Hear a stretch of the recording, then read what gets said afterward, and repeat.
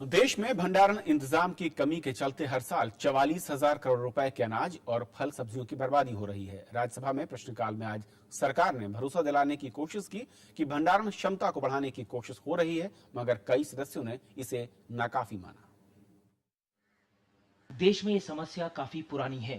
पैदावार बढ़ने के साथ बर्बादी का आंकड़ा भी बढ़ता गया। राज्यसभा में आज सरकार ने माना कि करीब 44,000 करोड़ रुपए की फल सब्जियां और अनाज हर साल बर्बाद हो रहा है। Regarding total losses, these losses are essentially wastage or only fruit and vegetable. If we include cereal, wheat, rice, meat, milk, the losses go to up to 44,000 crore annually. So it's a serious issue. योजना आयोग की ओर से बनी सौमित्र चौधरी समिति ने कहा कि देश को 6 करोड़ टन से ज्यादा भंडारण और कोल्ड स्टोरेज की जरूरत है, जबकि अभी ये क्षमता 3 करोड़ टन से भी कम है। लिहाजा सरकार ने कोल्ड स्टोरेज खोलने के लिए कई रियायतें भी दी हैं। बीजेपी सांसद बलबीर पुंज ने इस साल उत्तराखंड में हुई पैदावार की बर्बादी का मामला भी उठाया।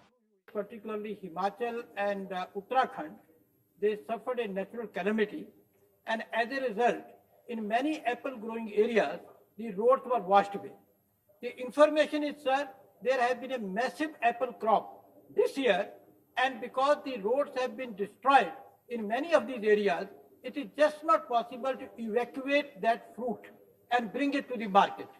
शिरोमणि अकाली दल के सांसद नरेश गुजराल ने पंजाब और हरियाणा जैसे राज्यों में अनाज की भारी बर्बादी के लिए एफसीआई की नाकामी का सवाल उठाया। कई और सांसदों का भी ये मानना था कि इस क्षेत्र में सार्वजनिक और निजी क्षेत्र की साझेदारी वाली परियोजनाओं को बढ़ावा दिया जाना चाहिए। In just 2 states, 18.5 million is lying in the open. Why is the government only going to construct or hire 6 million for the year? My suggestion is government must have a two-pronged approach. One, year-wise increase the budget allocation. Secondly, also rope in private entrepreneurs by giving them needed incentives, and then have a timetable by what time the government of India plan to achieve the needed target of total go-down facilities. हालांकि खाद्य मंत्री ने भरोसा दिलाने की कोशिश की कि सरकार सुरक्षित भंडारण के लिए कोशिशें बढ़ा रही है, मगर उन्होंने इसके लिए राज्य सरकारों को भी अपनी ओर से कदम उठाने की सलाह दी। Storage losses, transportation losses has come down.